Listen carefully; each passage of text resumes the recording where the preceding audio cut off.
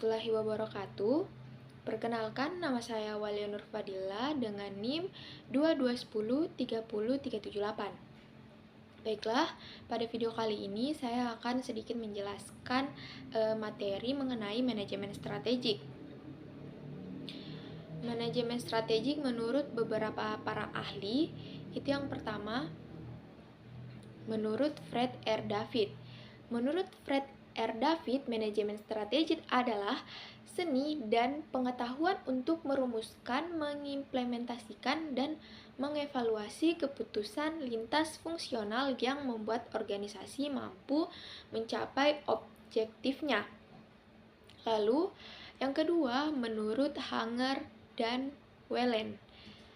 Menurut Hanger dan Wellen, manajemen strategik adalah serangkaian keputusan dan tindakan manajerial yang menentukan kinerja perusahaan dalam jangka panjang.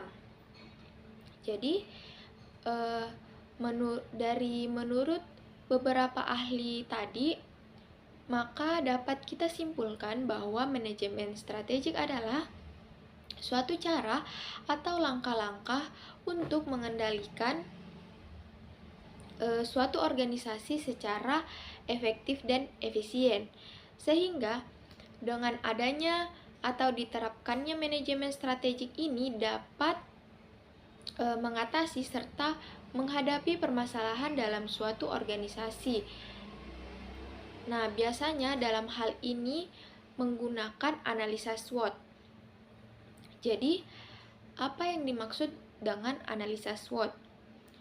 Nah, analisa SWOT ini adalah teknik untuk mengidentifikasi kekuatan, kelemahan, peluang, dan ancaman dalam suatu organisasi atau proyek.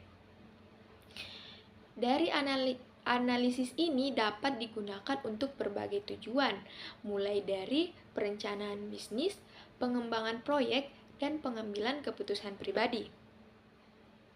Lalu, manfaat dari adanya analisis SWOT ini yang pertama, dapat membantu mengidentifikasi peluang kompetitif. Yang kedua, membantu meningkatkan tim dan bisnis. Yang ketiga, dapat membantu menciptakan strategi yang unggul dan berdaya saing. Yang keempat, membantu memberikan gambaran menyeluruh terhadap apa yang perlu diperbaiki, potensi apa yang bisa dimanfaatkan, dan resiko apa yang harus diwaspadai. Lalu, analisis SWOT ini dapat digunakan oleh berbagai organisasi, mulai dari bisnis kecil dan nirlaba hingga perusahaan besar.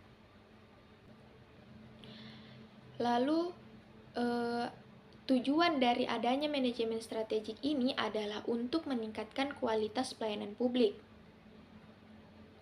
Selanjutnya, ada dinamakan sasaran manajemen strategik adalah untuk meningkatkan beberapa hal. Yang pertama, mulai dari kualitas organisasi. Yang kedua, efisiensi penganggaran. Yang ketiga, optimalisasi sumber daya. Dan yang keempat, untuk meningkatkan kualitas evaluasi program dan pemantauan kinerja serta kualitas pelaporan. Ada beberapa karakteristik dari manajemen strategik. Yang pertama itu perumusan proses organisasi, yaitu berupa misi. Lalu yang kedua, adanya identifikasi tujuan dalam pernyataan visi yang hendak dicapai. Lalu yang ketiga, adanya kerangka waktu untuk membatasi kapan tujuan hendak dicapai. Dan yang terakhir, analisis sistematis tentang koordinasi organisasi. Selanjutnya, ada 4 prinsip penerapan manajemen strategik pada sektor publik. Yang pertama itu perhatian pada jangka panjang. Yang kedua, pengintegrasian tujuan dan sasaran dalam hierarki yang jelas. Yang ketiga, kesadaran bahwa manajemen strategik membutuhkan kedisiplinan dan komitmen untuk dapat dilaksanakan dan tidak self-implementing. Dan yang keempat, perspektif eksternal tidak diartikan sebagai adaptasi total terhadap lingkungan, tapi merupakan antisipasi terhadap perubahan lingkungan. Adapun permasalahan yang dihadapi dalam penerapan manajemen strategik ini itu diantaranya adanya politik kontrol sehingga dapat mengurangi rasionalitas dan objektivitas.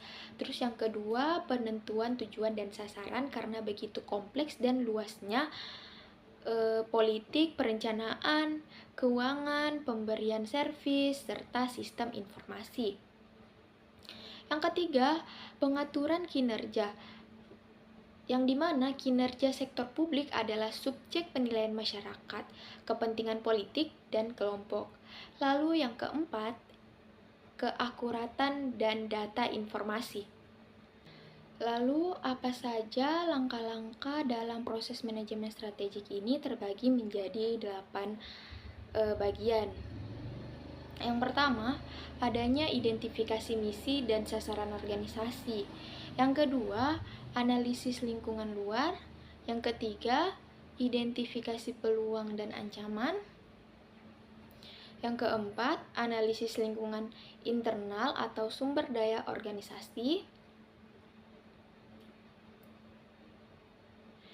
Yang kelima, identifikasi kekuatan dan kelemahan. Yang keenam, merumuskan strategi. Yang ketujuh, melaksanakan strategi. Dan yang terakhir, yaitu yang kedelapan, evaluasi strategik. Baiklah, itulah tadi materi yang dapat saya sampaikan dari manajemen strategik. Kurang dan lebihnya mohon dimaafkan. Wabillahi taufiq wal hidayah. Wassalamualaikum warahmatullahi wabarakatuh.